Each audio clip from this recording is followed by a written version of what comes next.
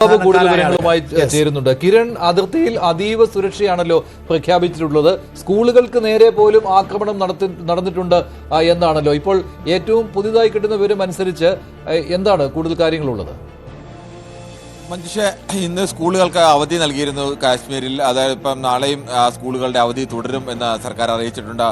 സ്വാഭാവികമായും ഇന്ത്യയുടെ ഭാഗത്തു നിന്ന് ഒരു തിരിച്ചടി ഉണ്ടാകാനുള്ള സാധ്യതയുടെ ചില സൂചനകളൊക്കെയാണ് പുറത്തു വരുന്നത്. അതിർത്തിയിൽ ആ തരത്തിലേക്കുള്ള ജാഗ്രത എല്ലാ ഓഫീസുകൾക്കും ജനങ്ങൾക്കും ഒക്കെ നൽകിയിട്ടുണ്ട്.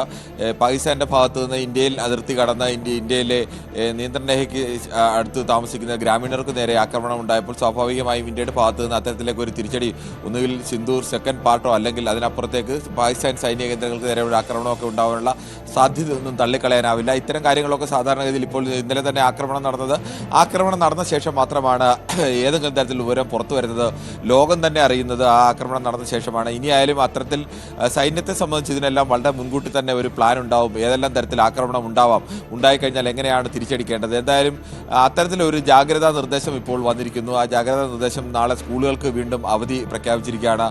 സ്കൂളുകളിലൊക്കെ കുട്ടികൾ പോകരുത്, പൊതുസ്ഥാപനങ്ങൾക്ക് അവധി പ്രഖ്യാപിച്ചിരിക്കുന്നത്. ഏതെങ്കിലും തരത്തിൽ അങ്ങനെ ഒരു മുന്നേറ്റം ഇന്ത്യൻ സേനയ്ക്ക് ആവശ്യമായി വന്നു കഴിഞ്ഞാൽ അത്തരം കാര്യങ്ങൾ കൂടി മുന്നിൽ കണ്ടാവണം എന്നൊരു സൂചനയാണ് പുറത്തു വരുന്നത്.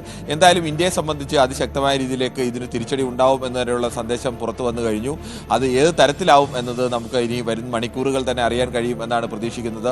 പാകിസ്ഥാനെ പോലെ എന്തായാലും ഇന്ത്യയിലെ സാധാരണക്കാരായ മനുഷ്യരുടെ ഇടയിലേക്ക് ബോംബിട്ടുകൊണ്ടോ അല്ലെങ്കിൽ അവർക്കിടയിലേക്ക് ഷെല്ലുകൾ വർഷിച്ചുകൊണ്ടോ അവരെ വെടിവെച്ചു കൊണ്ടുകൊണ്ടോ ആവില്ല ഇന്ത്യയുടെ പ്രതികരണം ശക്തമായ രീതിയിൽ തന്നെ എങ്ങനെയാണോ ഇന്ത്യ ഇന്ന് പ്രതികരണം നൽകിയത് ആ തരത്തിൽ തന്നെ ശക്തമായ പ്രതികരണമാവും ഇന്ത്യയുടെ ഭാഗത്ത് ഉണ്ടാവും എന്നാണ് ഒരു പൊതുവായ വിലയിരുത്തൽ. എന്തായാലും വരുന്ന മണിക്കൂറുകളിൽ അത് എന്താവും എന്ന് നമുക്ക് കൃത്യമായും തിരിച്ചറിയാൻ കഴിയും.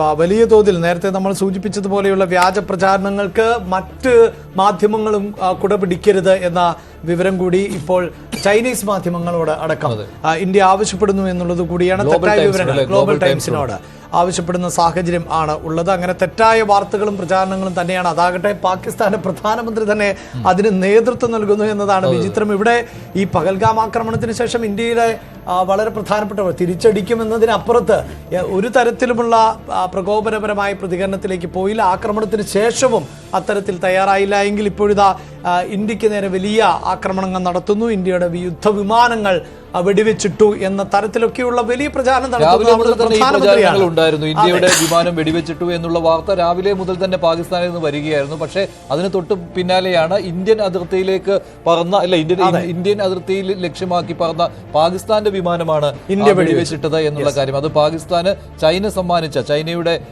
വിമാനമായിരുന്നു. അത് വെടിവെച്ചിട്ടു എന്നുള്ള വിവരമാണ് JF-17 അല്ലേ, അത് വെടിവെച്ചിട്ടു അല്ല JF-17 അല്ലേ, വെടിവെച്ചിട്ടു എന്നുള്ള വിവരം പുറത്തു വന്നത്. അതോടുകൂടി പാകിസ്ഥാനിൽ നിന്ന് ആ വാർത്തകൾ വരുന്നത് നിന്നിരുന്നു. പക്ഷെ അതിനുശേഷം ഷഹബാസ് ഷെരീഫ് പാകിസ്ഥാൻ അസംബ്ലിയിൽ പറഞ്ഞപ്പോൾ ഈ കാര്യം ആവർത്തിക്കുകയാണ് ചെയ്തത്. ഇന്ത്യക്ക് തിരിച്ചടി നൽകിക്കൊണ്ടിരിക്കുകയാണ് എന്ന രീതിയിലുള്ള പ്രചാരണം നടത്തുന്നുണ്ടായിരുന്നു. പക്ഷേ ഇപ്പോൾ പാകിസ്ഥാൻ നടത്തുന്നത് എന്തായാലും ഭീരുക്കളുടെ പരിപാടിയാണ്. ഭീരുക്കൾ എങ്ങനെയാണോ പെരുമാറുന്നത് അതേ രീതിയിലാണ് അതിർത്തിയിൽ ഷെല്ലാക്രമണം നടത്തുന്നത്. സാധാരണക്കാരായ ഗ്രാമീണർക്ക് നേരെയാണ് ഈ ആക്രമണം ഉണ്ടായതും.